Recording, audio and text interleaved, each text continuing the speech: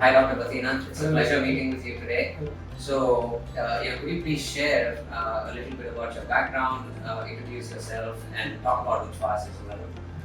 So I'm Dr. Vijay. I work as a director for physical medicine rehabilitation at Uchwas. We started Uchwas in year 2018, 27 bed capacity, and then we went to 67, scaling up more 80.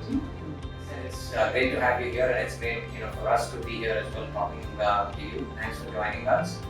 And in our experience, when we interact with our customers, we understand the frustrations that come with conventional treatments, right? So, can you elaborate a little bit on how these challenges have impacted your practice and what you do relative to us? Uchwas does a lot of neuro rehab recoveries, be it spinal cord injury, be it stroke, head injury, and moving disorders. So while in the course of treatment, the journey of recovery, patients do complain a lot of pain because exercise produces kind of pains, and also while practicing different patterns of exercise, that also compresses or also stretches some parts of the muscles and bones. Other than that, the process of recovery also involves pain. So there is definite point where patients tells us that because of pain I couldn't participate more, keep the effort right, or they withdraw doing what actually they're supposed to do. That's when we felt very bad because I cannot impose pain on the patient because that actually triggers other reactions from the body. So we have to just stop or hold or resort to continuous pain medication, which again having bad side effects, just take a long time.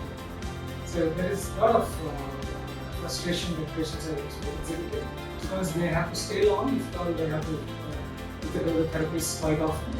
So that is a situation where we are actually facing these days a lot when we actually want to rehabilitate a patient, be it any coming from any domain. Okay. Well, totally. I mean, I can imagine what the patients are going through and how frustrating it can be for you. Is the pain medication helping? Does it help the patient push through some of the pain and progress with the rehabilitation? They do help, but the option of pain medication getting cover the pain is very limited because today the pain score is 8 or 9 or 10. And, we can give a starting dose of twice or thrice a day medication, but it cannot continue this alone because the other side effects pain medication will what we looked at observed is pain medication will cover pain but not very long. Probably they start working within 20 minutes, 15 minutes, they long for 2 to 3 hours or 4 hours. After that pain, the patient again lands up in pain. In fact, worse pain than what actually is not what it is. So it is super impossible to think or to consider pain medications as sort of treatment for very long management of rehabilitation patients. See, you hit the nail on the head. That is exactly our philosophy behind VerityXR and VerityXR, VXR. It was keeping that in mind, that how do we help patients push through that pain? How do we help them with that pain and eventually get them over and get them rehabilitated, right? So that's exactly what we had in mind. So my next question is, now that you've been using VerityXR, how is that going for you and your patients, and what kind of a difference are you seeing with Verity? Initially, when I looked at it, even I didn't believe this virtual immersion will have an impact specific to pain. I was thinking only there could be some kind of a distraction for some time, but we tried on one given patient of ours who was having a bad spinal cord injury. He was recovering. While the patient is recovering, as I was mentioning, he will have very bad state of pain because of the muscles will start getting hardened. So that state is called spasticity. Spasticity limits range of motion, training, result that is training, and that triggers the patient to stop doing practice and training. Being an outpatient, like he just came from a different city, he cannot stay really long.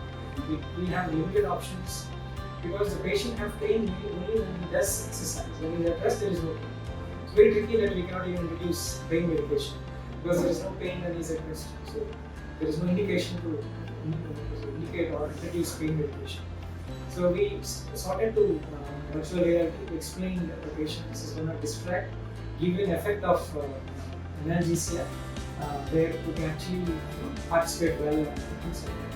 Because what we also observe is the patient also had a component of anxiety. Pain generally triggers anxiety. Why this is like this? So we did use mindfulness, meditation, and then we introduced the range of motion practices. And the first and two sessions we did got adjusted to the headset and all. The third session, surprisingly, he started asking us, Wow. where is very for me? Is it really scheduled for the So we actually liked it the way he perceived it, and then we started replacing the same method to other patients also. What we have done, we have divided into two practices. Before the therapy, we have used mindfulness, meditation. After the therapy, we have used this functional movement practice. So we will have enhanced practice even with pain. We couldn't distract, we distract and we can practice more, you can participate more. So in neuro rehab, it's so very crucial. If the patient is not attaining his functional level within 3 months, 6 months, it is catastrophic. He cannot recover thereafter so much as he recovers. Yes, close. So this is very important, crucial. I feel that to augment pain, to settle the patient, to enhance the practice, virtual reality is a game changer. And it warms my heart so much. It makes me so happy. Listening to these positive outcomes, because that is our mission in Miracle. We want to ensure that you are able to provide better outcomes and improve the lives of your patients, right? Seeing what you're seeing now, what do you think the future holds for therapy and this kind of technology? See, just extending the previous case. For example, if pain is still there, you could rehabilitate, must have rehabilitated for 6 to 8 months, or something more than that, because there is very less that it is in our hands. Pain is in our hands. But it is so surprising to see within 2 months he could walk. He could actually do this. So the research about his life back.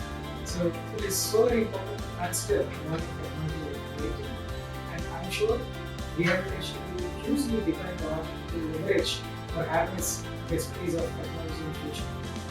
I'm more than sure that physical therapy, physical medicine also as a specialty will definitely enhance the use of technology because the practical solutions like distraction, immersion is very difficult to create in patients who are actually suffering with pain with any other thing.